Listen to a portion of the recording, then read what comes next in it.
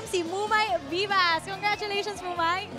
Okay, early on the game, napaka-close ng labanan natin, head-to-head siya. Pero come third set, you drastically boosted na nag-end ng 25-10 yung final score natin. Ano ba yung mga adjustments na ginawa niyo na naging sobrang effective for the team? Gaya lang lagi sinasabi sa amin ni Coach na maglaro kami as one team. Mag-banding lang kami, para lang kami nagtitraining, enjoy namin ginagawa namin, ngumiti, maging magaan sa lahat ng ginagawa. Dito sa ating Grand Prix, madalas imports yung nagiging player of the game natin. Pero ngayon, naging local siya. Ano ba yung naging motivation mo para mapanalo niya yung game na yun? Gano'n siya crucial for you? Kasi sinabi sa amin ni Coach na binabantayan namin yung namin. So, ang gawin ng setter namin is ikalat niya ang bola. Kaya para din makascore ang mga locals.